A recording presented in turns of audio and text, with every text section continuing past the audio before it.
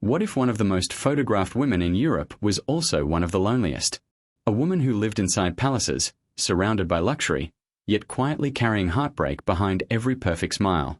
Because Princess Caroline of Monaco didn't just grow up in royalty, she grew up under pressure most people can't even imagine. But what really happened behind those glittering palace doors? She was born on January 23, 1957, inside the royal palace of Monaco. From the very beginning, her life wasn't just personal, it was political. Monaco was small, wealthy, and obsessed with stability. Every heir mattered.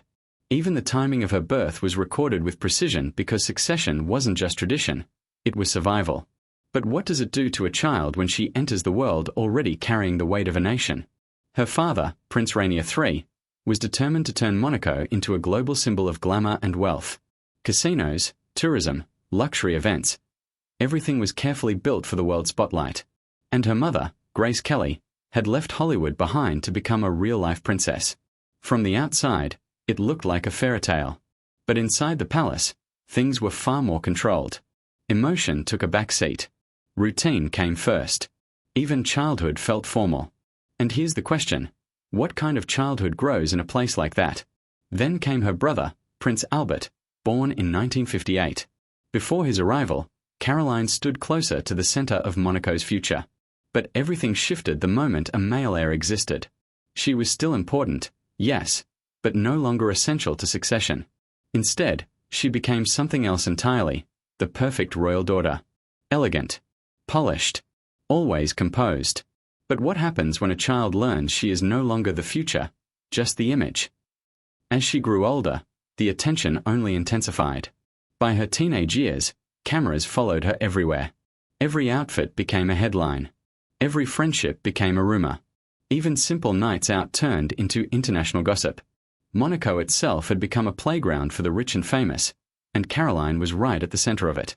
But beneath all that attention, there was something people rarely noticed. She was deeply intelligent, drawn to philosophy, psychology, literature, and languages. So why did the world only want to see the photograph, and not the person? The comparisons made it even harder.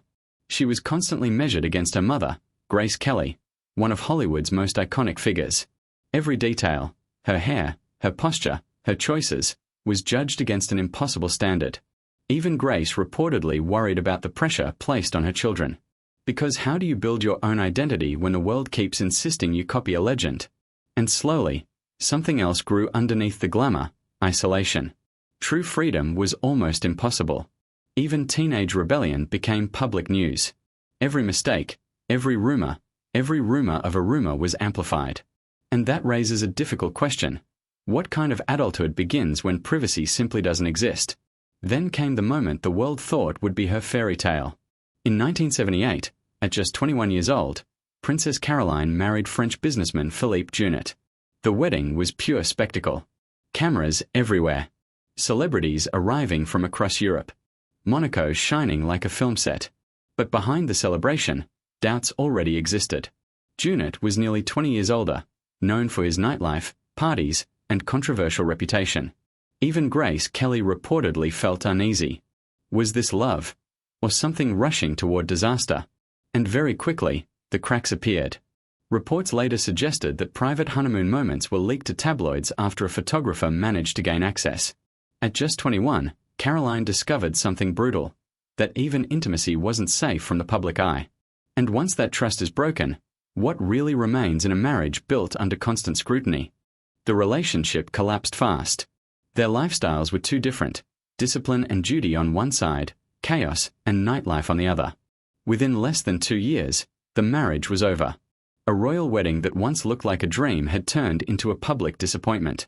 But the real question was, could she ever escape the spotlight long enough to heal?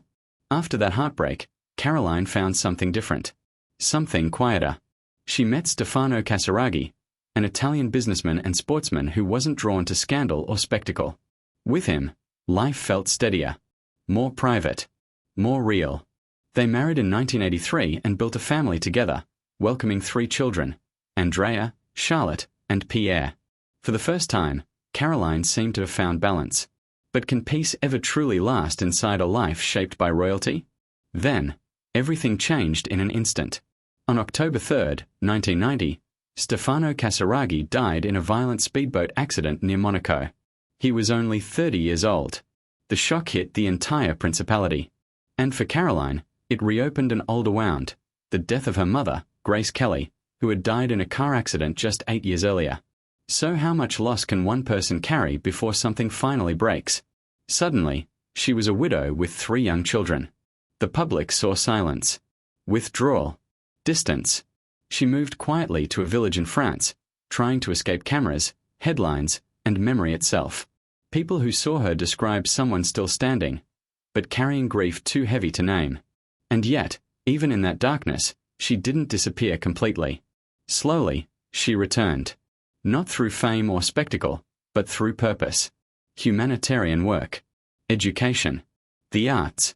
Her image shifted again, but this time not as a glamorous princess, but as a woman shaped by endurance. But was this transformation strength, or simply survival? In 1999, she married Prince Ernst August of Hanover. The relationship had its own difficulties, including periods of separation and tension.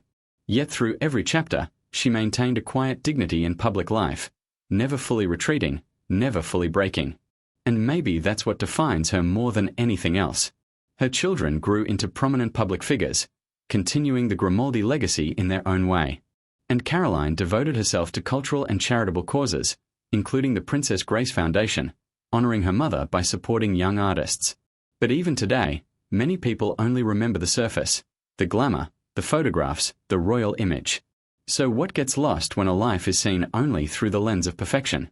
Because Princess Caroline's story was never just about royalty. It was about expectation, about comparison, about love and loss repeating in different forms.